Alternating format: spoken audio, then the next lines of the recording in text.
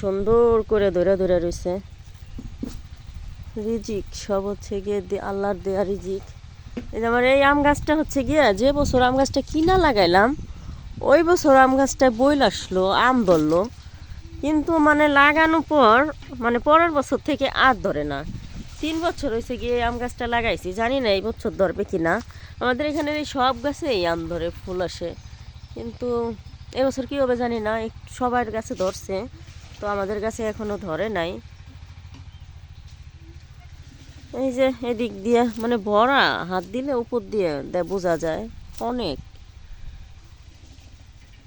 তো আমি চিন্তা করছি আমি কিছু রান্না করব নিয়ে, আজ আর নেব না, আজকে দরকার নেই, কারণ আমি একটু লাল হইলে নিয়ে মানে রান্না করব, পাকলে চিংড়ি মাছ দিয়ে রান্না করব। আর মানে ছোট ছোট কিছু আমার এক ফ্রেন্ড চাইছে, তার বাড়িতে পাঠাবো, মানে তার খুব পছন্দ, তার জন্য কিছু দিব আর আমি কিছু খাবো। আর আশেপাশে প্রতিবেশী আছে, তো তাদেরকেও কিছু ভাগযোগ করে দিয়ে দিব, কারণ সবার বাড়িতে হয় নাই। আমি দেখছি, আমি বাড়িতে নাও যদি থাকি তা আমার বাড়িতে যা হয়েছে মানে যত্ন ছাড়াই মাশাল্লাহ হয়েছে, এত বেশি যত্ন করতে পারি না। ওই দেখা যায় সপ্তাহে একদিন এসে একটু পানি দিয়া, একটু সার টার তো কিছুই দেয় না, এই হচ্ছে গিয়ে আমার যত্ন।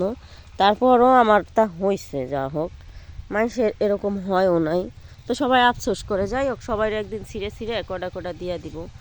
অতিরিক্ত হয়েছে, বোঝা যায় না, কারণ আমি তো দেখাইতে পারি না, বোঝা যাইতেছে না। ভীষণ হয়েছে, মাশাল্লাহ মাশাল্লাহ। তো সবাইরে একবার দিতে পারবো। আমার বাড়িতে আরও 4টা 5টা শরিক আছে, ওকে মানে একদিন কটা কটা করে দিতে পারবো। এই যে আরও আছে ভীষণ। ও হ্যাঁ দেখছি, ওটা হচ্ছে একবারে কচি ফুল।